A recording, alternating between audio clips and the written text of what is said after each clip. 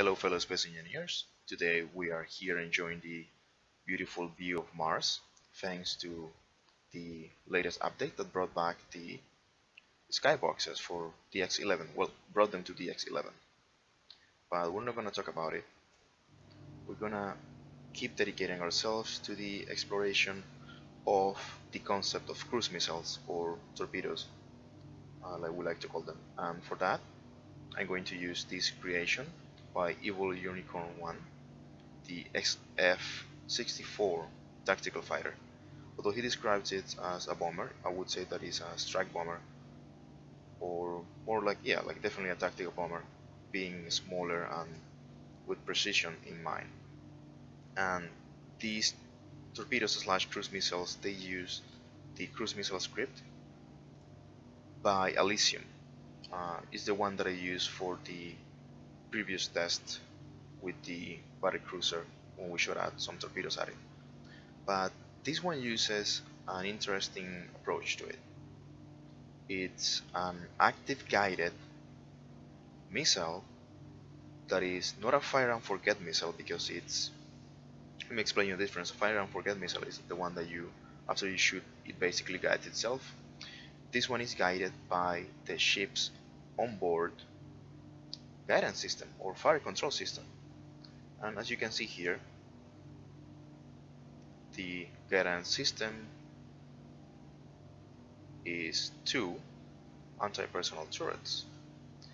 And never mind the damage here. It's as you may know, this is a fully vanilla ship, and to place this type of turret on top of or inside of a vanilla ship, you need to do this whole trick with the rotor and the merge block. Basically, that makes this ship really unwieldy. Let's see. Try to move it.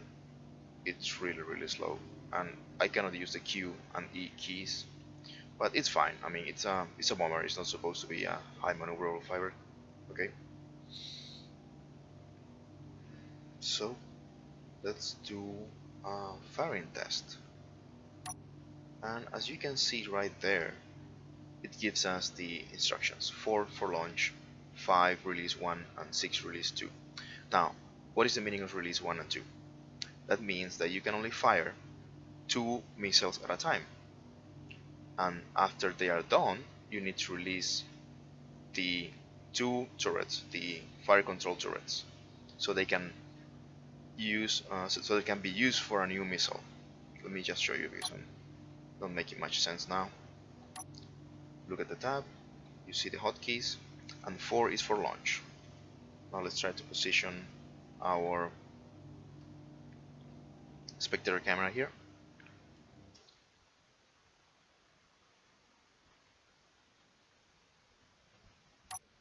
There you see the bomber and the carrier. I love the Infinity carrier, by the way. I'm shooting at it because it's a well armored design. Okay, F6. Now let's do the launching of number 4. Goes 1, it goes 2, and if I keep pressing 4, nothing happens. Perfect. So nothing happens because the 2 turrets that are the fire control system are still engaged. So let's release them. And now let's press 4 again, twice.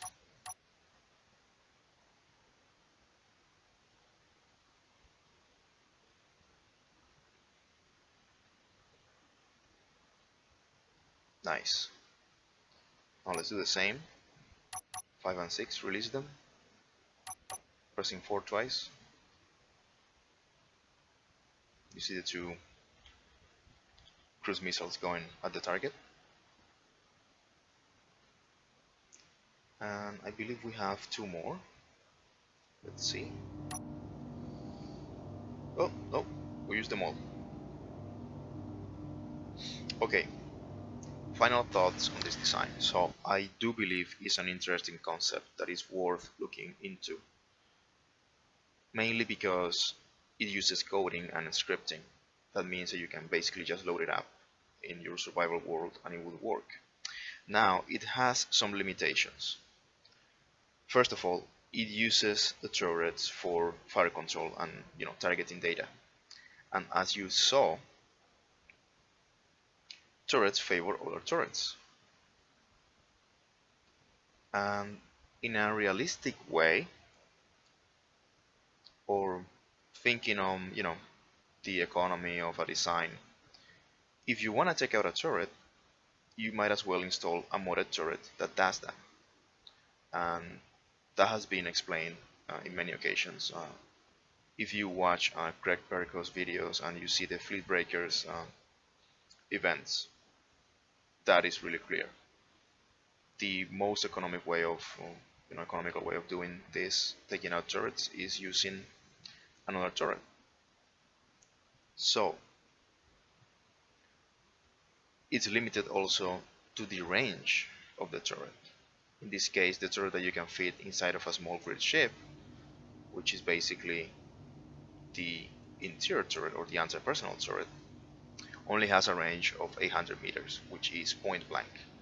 And most modded turrets exceed that range, over 200 meters or sometimes over 400 meters, so you are at a disadvantage. Now, you could in theory place or rework this system to work with modded turrets that have a longer range, and do it in, let's say, the opposite way. Do small ship torpedoes, small grid torpedoes that are guided by a large grid turret that is installed on a large ship. For example, you can make the fire control system these OKI 230mm turrets, which have a range of 1 kilometer, 200 meters, so 1.2 kilometers. You could do that, for example, here in the Calypso. Maybe rigging, let's say if I have it here, where is it? Where is it? Where's the drone rack? Okay.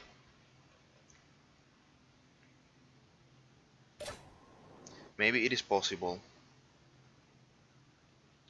to use my small drone or like torpedo rack to fire these small ship torpedoes that are being guided by this. It's worth taking a look at, so I'm gonna ask my friends, the ones that I have been playing with lately, the thinking minds of space engineers. How would you make this system work? How would you make a longer range torpedo launching machine? Even if with the whole collision fix they're only going to do this, it would be just fun to try. Maybe we can fit in the whole cluster explosion thing and creating more damage, potentially lagging a server and crashing it, but it's for science, so I leave it up to you.